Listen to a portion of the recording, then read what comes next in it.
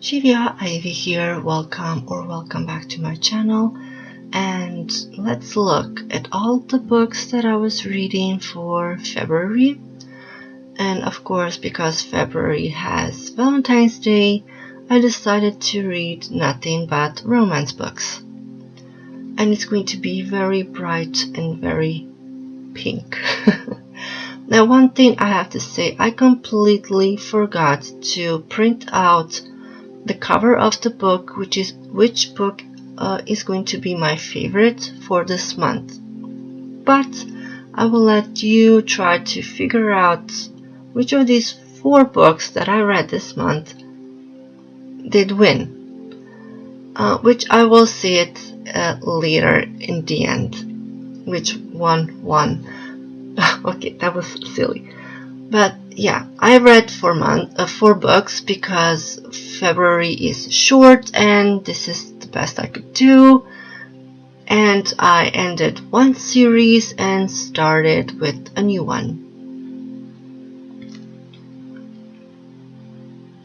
And everything that you see here that I'm using, I will try to find it and link it down below. But I don't think I will find much of it because a lot of stuff I have it from my local store that I found. So that's gonna be kind of a little bit hard. But yeah, I read some interesting books.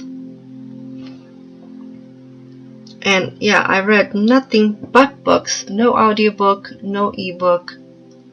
And honestly, I kind of like this more, like reading just books, but I do want to get into audiobooks because many people are saying which books are so amazing to listen as audio, that they sound, or that the books are better with audio than reading it. So yeah, we'll see.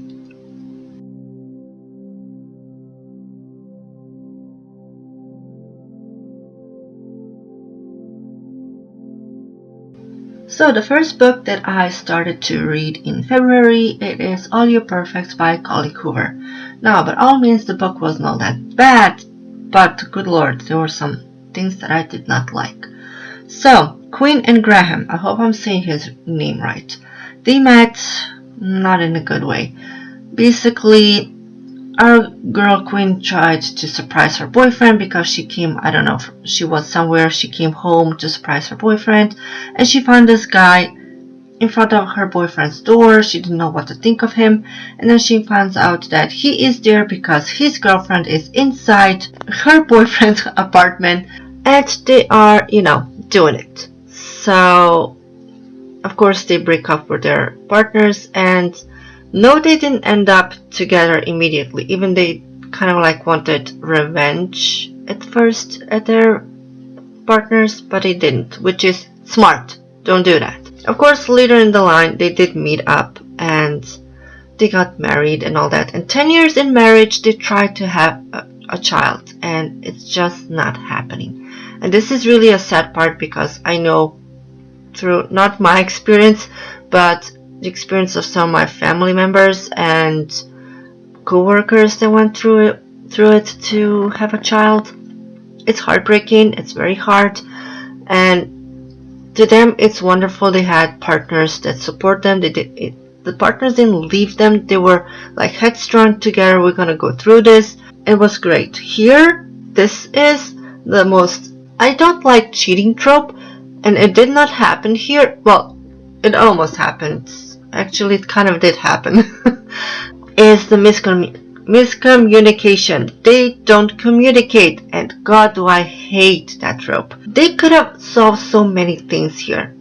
For example, the good part about this is to see the emotions that the couple goes through when they try to have a child, and the ups and downs, and actually communicating with your partner. It was sweet at the end, like with the letters. They wrote love letter to each other, and they kind of like sealed it in the box when they got married. And after 25 years, they will open and read those letters, which was kind of sweet. But those letters were not supposed to save the marriage.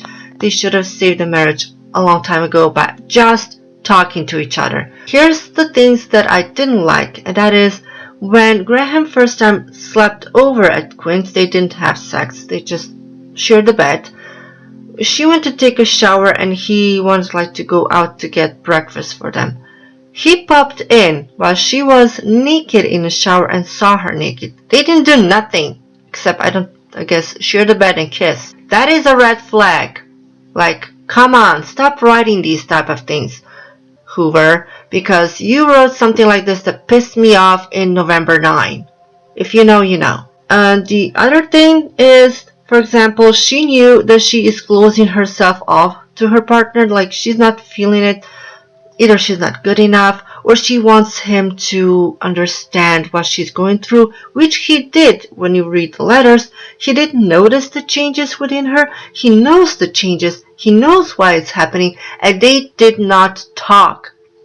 But what I did like towards the ending, that she said that she realized the mistake and all that. That's wonderful. That's great that you realize it, that you should have talked, and that it was also not just his fault, but your fault as well. You can't just blame one partner for everything. So like I said, this book has good parts and bad parts. It wasn't all that bad, but sometimes please just think what you're writing, Hoover. You write sometimes really bad red flags. And then you put these characters together no. The book was still fascinating. It didn't make me cry because, you try to have a child and it's hard and things happen. Like I said, it has good parts and bad parts. It all depends on you, how you feel about this book. To me, it was okay with certain infuriating parts. The second book is the third book in the series by Lucy Score, Things We Left Behind. Now, I do like this one more than the second one. This is about the characters Sloane and Lucian, or as she calls him, Lucifer. The tropes in this one is enemies to lovers and second chance. These characters were kind of interesting. When you read the first and second book and you really want to know where is this hate coming from. They just don't like each other. And then you get to know their past. What happened, especially to Lucian. Sloane grew up in a wonderful family, warm, cozy, safe environment. Well, Lucian did not. His mom and him were beaten by his dad.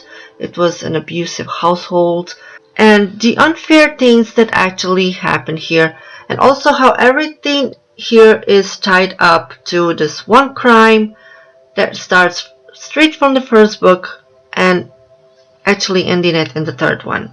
So Lucian he's not a criminal mastermind. No, he has this company.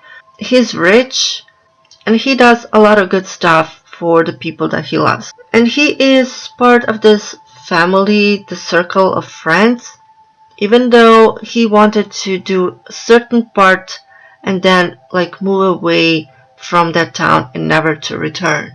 I don't want to spoil everything. This series was really good. I really enjoyed the characters and everything. So basically, this is also miscommunication. They could have, Sloane and Lucian, they could have ended this hate towards each other a long time ago if they were just, for goodness sake, you're adults. Just sit down and talk. And things would have been better. I understand that he's angry with her with what she did in the past, but she did to protect him from his father. She didn't know the outcome what would basically happen, and they haven't talked about it. They just don't. Of course, they did have sex before they end up being in a relationship, and it was I guess hate sex. Kind of let's get each other out of the system. Once we've done that, we're through with each other. We go live our lives separate. Here's the thing. Our sweetie Sloane, she is actually looking for a husband. She would like to get married and have children because the circle of her friends are all getting married and having kids. And she wants that. She's missing out. She's getting older. And she knows that with Lucian, she can have that because he does not want family. Now Lucian is kind of a destroyed. Even I love this about Lucian is one thing, I know I'm jumping, he's getting therapy. Like, what man goes to get therapy? None. He goes to have therapy. Love that man. What was I wanted to say? Yeah, what I wanted to say is that Lucian was damaged by his father, and he keeps thinking that he is like his dad, or he doesn't want to be like his dad. And Sloane kind of wants to tell him that you're not him, but he did damage you to the point that you don't want the good things in life. Like, you don't believe you deserve the good things in your life. Of course, they had their fights and everything.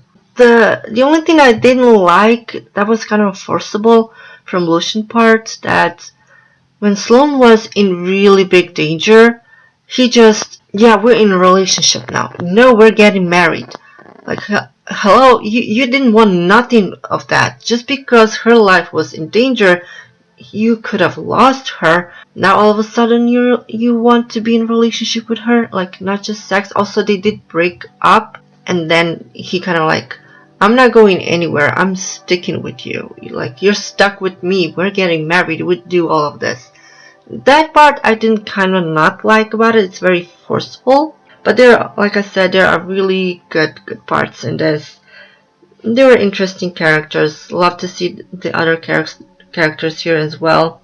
But yeah, like I said, if they would just communicate, things would have been better. They could have been maybe not lovers at first, but friends. But it took so many years to finally talk about the past and just to bury it and move on. So do you want to give this a try, like the series? I like this series. It was great. So my first book, for example, how I would rate these books. So the first one would be Things We Never Get Over. Then with this book, Things We Left Behind. And the third book would be The Things We Hid from the Light. That's how I like the book. So if you did read this series, how would you rate the books? Which is your favorite? Alright, the third book. I went back to reading Elle Kennedy's books, and this is The Chase. I'm starting with the new series. The previous series I liked, and it goes in the same formula, same type of, I can say, universe, but yeah, it's the same formula. What I mean by that is, if you haven't read the previous 4 books, there is misogyny in these books, but also a lot of respect towards the girls, not calling girls really bad names for doing the same things the boys are doing. Well, that doesn't go for all of the boys. Some are assholes and some do respect, you know. So I do like that you're not questioned about it. It's all fun, it's all about respect. That's good. Also, justice is served in this book because there's a professor who wants to take advantage of the students, specifically female students. Things I didn't like in this book is, which we will talk about, our main girl sharing her apartment with 3 boys. She's not dressed appropriately. There was a situation with the shower thing in the apartment where the key lock didn't work, and the boys saw a lot of things. That was just no. As usual, bad communication, which is one of the tropes. And this is something someone needs to explain to me. Is this called situationship?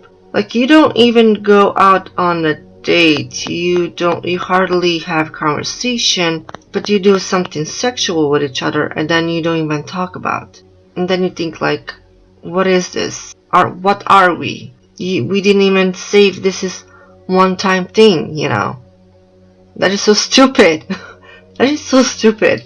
Okay, so the tropes in this book is enemies to lovers, I believe mental health concerning Summer, and my hated trope, miscommunication. Summer got kicked off her previous school for something, came to the school where her brother Dean used to go. He was in the previous books. She was supposed to be in this dorm of sisterhood, but she got kicked off because of the things that she did in the previous school. So her brother fixed the issue of finding her an apartment, and the apartment is sharing with 3 guys. Now we have Fitz, who she really likes for a long time, and Hunter, who also likes her. She does kind of like Hunter, but I don't think in romantic type of way. With Fitz, she really liked him romantically.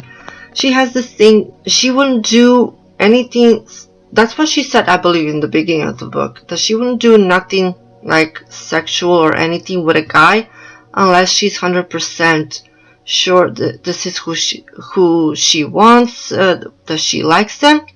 But her attraction towards Fizz is so strong that she would just let him do whatever with her. And that is, to me, what you would call love is blind and love is deaf. That you would just allow this person, just because your feelings towards them are so strong, you will allow them to do to you whatever you want. No, never do that to yourself. So basically, Summer and Fitz did get into an argument, not exactly an argument. Summer overheard Fitz talking a little bit bad about her, and she was extremely disappointed. She was not expecting that from him. And yeah, that would happen in New Year, and then she had to move in an apartment with them, and so it was a little bit awkward. They didn't know how to communicate. Hunter was there, of course, he's one of the boys that lived there. She had to kind of like choose with who she wants, either Hunter, which she thought more of, he's a handsome, but I guess she saw him more as a friend than love interest. Yeah, there was all sorts of drama going on. Oh, what I mentioned about mental health. So, Summer has a problem.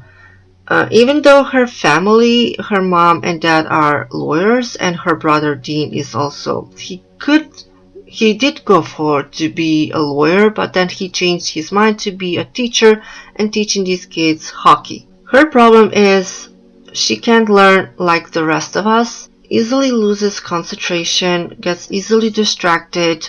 I believe someone would say that's mental health. And Fizz did learn, she did tell him later on, and he became very helpful and helping her out in her project for school. And because she doesn't know what exactly she wants to do with her life because of this learning ability, she really doesn't have any clue what does she want to do, like career choice and all that. All in all, this book has a lot of things going on. Certain things were fun and made me laugh, and it made me frustrated, specifically when it comes to boys and girls about certain things. But the book wasn't all that bad. It was all about respect between boys and girls, living in in an apartment with the boys, one girl, 3 guys. Nothing of that happened. Since this is like a school stuff book, there are a lot of things that happen in school. You have a lot of parties and all that. It's your typical romance, sports. I did enjoy it. And one thing that I didn't do this when I started reading again, is that I keep looking at, when I read these books, in reality, and I'm adding reality in these books, and I don't like that. Like, I need to shut that thing off and just enjoy reading the book, even though certain questionable things are happening there. But sometimes I just can't pass not looking at it. Like, that would be not okay happening in reality. But this is fiction. I'm not fine with it either, with what happens in the book. But in fiction, at least, like I said before, justice is served. But in reality, it hardly happened. So if you are into romance, sports type of thing, I do recommend. If you read her previous books from Elle Kennedy, I think you will like these as well. So far, I did enjoy this one. It's 4 stars, and let's go to the next one. And the last book that I've read for this month, it is Not in Love by Elle Hazelwood. Now I have to say that her storytelling in this one wasn't that strong, but I enjoyed this book a lot. I hate when authors give these really strange names, and I don't think I am pronouncing them correctly. So Rue and Elle. Rue is... Her childhood wasn't that good. She never received love, doesn't know much about love, and throughout her childhood, she kind of sacrificed a lot of herself for her brother until she had to go to college, I believe, and she felt guilty of leaving her brother. And this is where their dynamic, their relationship is not good. Rue is actually working on something, on some type of a project with food and in this company. And there are people who want not exactly buy the company, but want to be a part of the company because the company that she works in has a lot of loan. And these guys would kind of like cover the loan, but because they have certain percentages of that company. And Rue finds Elle. Now they kind of met in this app to have a one-night stand. And then they found out that they are going to not exactly work together, but he is in that group that wants to own the company that Rue works in. And this is enemies to lovers, workplace romance, and kind of forbidden romance because the company that Rue works for, her friend, who is the CEO, is her friend, and so she thinks if she would date or have anything to do with Elle, she would like betray her friend. But Elle, Rue messaged Elle the first time to meet up for one night stand. I believe Elle fell in love with Rue immediately. What I like about this guy is Rue actually wrote down what she doesn't want in sex. So no penetration. And he totally respected that. Even though he is kind of like a dom. He wants to be in control. But he respected her, not pressuring her. He let her decide if he wants to go further. So I kind of like that there was respect in that. When I mentioned about Rue's brother, their relationship was bad. Elle also told Rue that his relationship with his sister was bad until they finally worked it out. And yet, they were so ridiculously honest with one another. They would always tell either an embarrassing story or something what happened in their life. And they would like, this happened to me, now it's your turn. And then he would say it. Like, they were so honest without even knowing much about each other. And knowing that he is in that company and Rue is not sure why they're there because there were secrets which I will not tell you about. All there is that Rue was extremely betrayed, hurt because she trusted the wrong people. And this book also is super spicy. I believe this is her spiciest book by Elle Hazelwood, which to me personally wasn't bad. I very much enjoyed it. The only thing that I kind of didn't like is, sure, they did communicate really well, but certain things that they should have talked about, they didn't. Elle was kind of jumping a little bit too fast because Rue was not exactly ready for relationship, and that's because she never learned love. Because she was lacking in her family, and he kind of wanted that with her. And I think that was a little bit pushed too fast before Rue could like know what she's feeling, what she wants. So yeah, that would be all. I like this book. And here we are back to the beginning. Like I said, I did not add the new cover book from my favorite one, but you can tell which one it is. It's this one, and yeah, this is the books I own, the library, the pages, format, and all the stars that I gave. So yeah, these are all the 4 books I read. I think it was a good reading month. I enjoy every book that I was reading. So do write down what books you were reading this month, and I hope to see you in my next video. Ciao ciao!